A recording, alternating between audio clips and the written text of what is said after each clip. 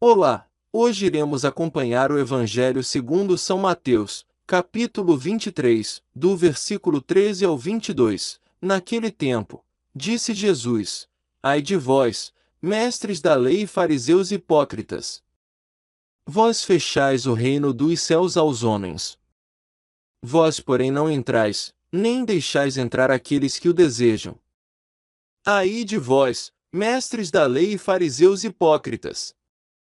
Vós percorreis o mar e a terra para converter alguém, e quando o conseguis, o tornais merecedor do inferno, 2 vezes pior do que vós.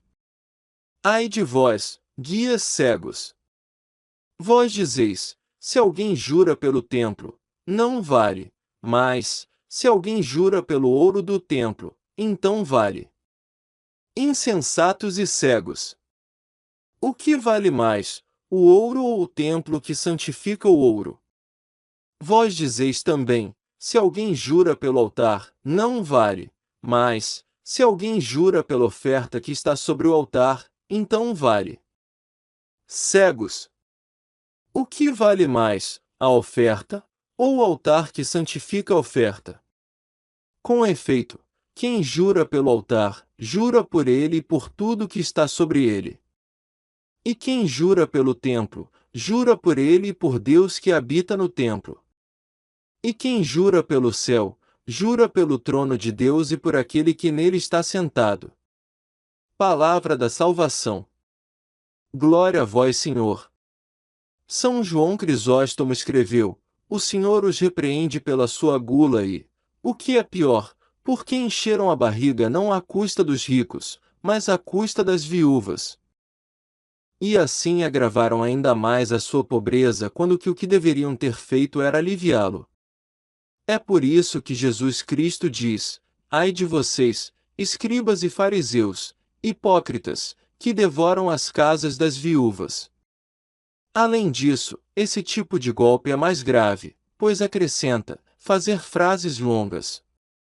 Todo aquele que pratica o mal é digno de punição, mas quem tira da religião a motivação para fazer o mal é digno de punição maior. Assim continua: por isso sofrereis um julgamento mais severo. Depois do que foi dito, mais uma vez o Senhor censura os fariseus, pois, sendo ineficazes para salvar muitos e exigindo muito trabalho para converter alguém à fé, eles não são apenas negligentes para com aqueles que se convertem, mas são também os seus destruidores. Porque eles os corrompem com os exemplos de sua vida má, ai de vocês, escribas e fariseus, hipócritas! Porque vocês percorrem o mar e a terra. Quando o professor é bom, o discípulo o imita, mas quando é mau, o discípulo o supera. O Senhor havia dito que eles amarravam os fardos mais pesados e os impunham aos outros, fugindo até mesmo de tocá-los. E agora mostra, novamente, que aqueles que são diligentes nas pequenas coisas desprezam as grandes, e por isso diz: ai de vós, escribas e fariseus, hipócritas! Que dizimais? São Jerônimo escreveu: os escribas e fariseus, viajando pelo mundo, esforçaram-se para obter um prosélito dentre os gentios, isto é, para misturar com o povo de Deus um estrangeiro incircunciso. Porque como antes, quando eu era gentio simplesmente pequei, só fui filho da condenação uma vez. E vendo também os defeitos de seus professores, e entendendo que eles destruíram com suas obras o que ensinaram com suas palavras, ele retorna à sua antiga vida. E agora, tornando-se gentil novamente, ele é digno de punição maior, como transgressor. Ele é chamado de filho da condenação, assim como o filho deste século é chamado de filho da perdição. Pois cada um é chamado filho daquele cujas obras realiza. Assim como nos filactérios e nas largas orlas dos seus vestidos e na boa opinião dos outros buscavam a vanglória e através da vanglória o lucro, assim, uma vez descoberto o engano, acusam os transgressores de impiedade. Se alguém jurasse pelo templo em um assunto ou briga e mais tarde fosse provado que mentiu, ele não era considerado culpado. E é isso que Jesus Cristo manifesta quando diz: Ai de vós, guias cegos, que dizem, jurar pelo templo não é nada, etc. Como se dissesse, ele não deve nada. Mas se ele jurasse sobre o ouro e o dinheiro oferecidos aos sacerdotes no templo, era imediatamente forçado a pagar. Daí segue, mas aquele que jura pelo templo.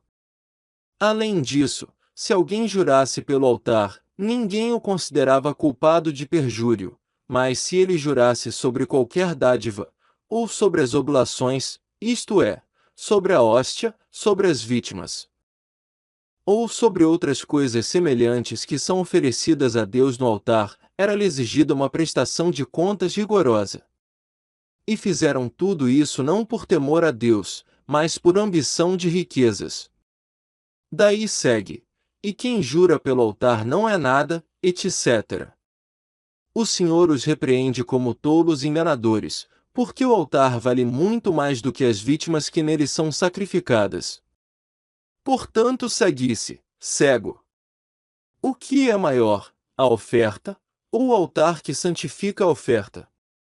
Os fariseus, pois, visto que o Senhor ordenara que fossem oferecidos no templo os dízimos de todas as coisas, para alimento dos sacerdotes e dos levitas, cuja parte é do Senhor, e para que pudéssemos dispensar interpretações espirituais.